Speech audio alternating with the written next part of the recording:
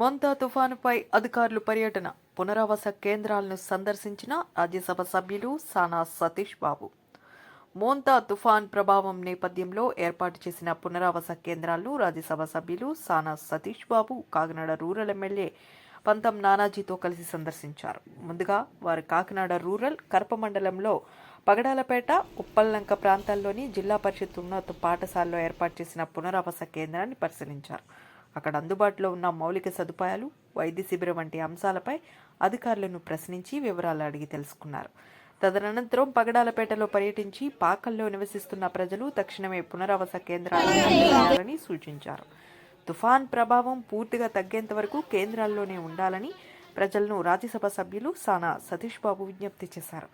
రాష్ట్ర ముఖ్యమంత్రి నారా చంద్రబాబు నాయుడు ఆదేశాల మేరకు తుఫాన్ సమయంలో ఎటువంటి ప్రాణ నష్టం జరగకుండా ముందస్తు చర్యలు చేపట్టామని, ప్రజల భద్రతకు అన్ని ఏర్పాట్లు చేసినట్టు రాజ్యసభ సభ్యులు సానా సతీష్ బాబు మీడియాకు తెలిపారు.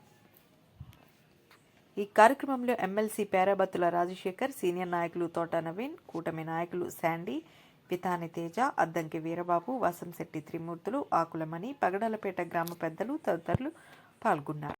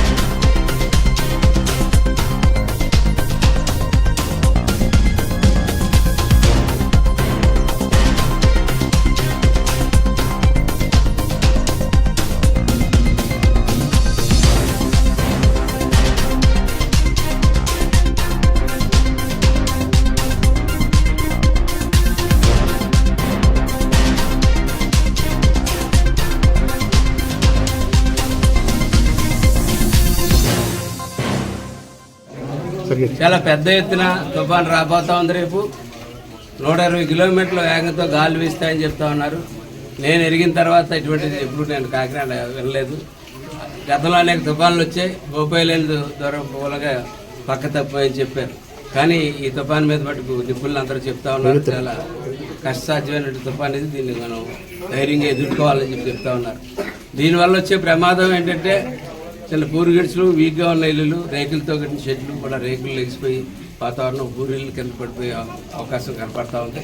కాబట్టి ప్రతి చోట కాకినాడ రూరల్ కాన్స్టిట్యున్సీలో తెలుగుదేశం పార్టీకి చెందిన నాయకులు, అలాగే జనసేన పార్టీకి చెందిన నాయకులు నుంచి కూడా ప్రతి వీధిలోనూ కూడా వెళ్ళి అవేర్నెస్ చెప్పి ప్రతి ఒక్క చోట చెప్తా ఉన్నారు. ఇవాళ రాజ్యసభ సభ్యులు సానా సతీష్ గారు, ఎమ్మెల్సీ గారు రాజశేఖర్ గారు, తోట నవీన్ గారు, ఇలా పెద్దలందరూ కూడా ఇవాళ ఇక్కడ రావడం జరిగింది. ప్రతి ఇంటికి వెళ్ళి చెప్తా ఉన్నాం, రాబోయే పరిణామాలు చెప్తా ఉన్నాం. అదే కాకుండా ఇంకో విషయం కూడా చెప్తా ఉన్నాం. నిజంగా ఒక పెళ్ళోని చూసుకున్నట్టు చక్కగా మేము మిమ్మల్ని చూసుకుంటాం. ఖచ్చితంగా రీహాబిలిటేషన్ సెంటర్లో ఖచ్చితంగా మిమ్మల్ని చక్కగా చూస్తాం, అన్ని సదుపాయాలు కలుగజేస్తాం. మీరు ఇవాళ సాయంత్రం నుంచి కూడా వంట మానేసి అక్కడికి వచ్చి భోజనానికి వచ్చి అక్కడే ఉంటే ఈ రాత్రి మన పిల్లల్ని రక్షించిన వాళ్ళు అవుతాం. మనకి క్షేత్రగతులు తక్కువ అవుతారు, ఏమన్నా పొరపాటున జరిగితే కూడా జరగకుండా ఉంటాయి. కాబట్టి మీ అందరూ కలిసి ఈ 2 రోజులు అక్కడికి వచ్చి నివాసం ఉండవలసిందిగా కోరుతా ఉన్నాం. మెడికల్ ఎయిడ్ పెట్టడం జరిగింది, పెద్ద ఎత్తున బాత్రూమ్లు పెడతామని జరుగుతూ ఉంది. అలాగే జనసేన తెలుగుదేశం పార్టీకి చెందినటువంటి నాయకుల పర్యవేక్షణలో, అలాగే జిల్లా యంత్రాంగం మన కలెక్టర్ గారు ఆధ్వర్యంలో వేళ ఇన్ఛార్జ్ మినిస్టర్ నారాయణ గారిని కూడా చంద్రబాబు నాయుడు గారు పంపడం జరిగింది. పవన్ కళ్యాణ్ గారు కృష్ణతేజ గారిని పంపించడం జరిగింది జిల్లాకి ఇన్ఛార్జ్ నోడల్ ఆఫీసర్గా. ఇంత పెద్ద ఎత్తున వీళ్ళందరూ కలిసి మనకి సహాయానికి దన్నుగా నిలబడతా ఉన్నారు. కాబట్టి ఈ కార్యక్రమానికి మనం సహకరించి ఎటువంటి ఇబ్బంది కలగకుండా చేసి ప్రతి ఒక్కరూ కూడా రీహాబిలిటేషన్ సెంటర్కి రావాల్సిందిగా కోరుతా ఉన్నాం.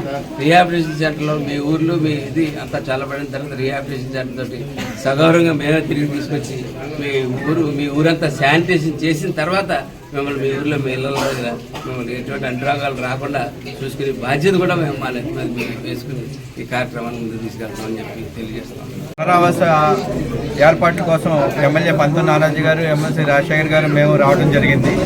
ఇక్కడున్న ఈ పగడాలపేటలో ఉన్న వాళ్ళందరినీ కూడా ఎవరైతే చిన్న చిన్న ట్యాచ్ హౌస్లో కానీ షెడ్యూల్లో ఉన్న వాళ్ళందరినీ కూడా పునరావాస కేంద్రాలకి వెళ్ళమని చెప్పడం కోసం ప్రయత్నించడం కోసం ఇక్కడికి వచ్చడం జరిగింది. వీళ్ళందరికీ కూడా వివరించిన పరిస్థితులన్నీ వివరించడం జరిగింది.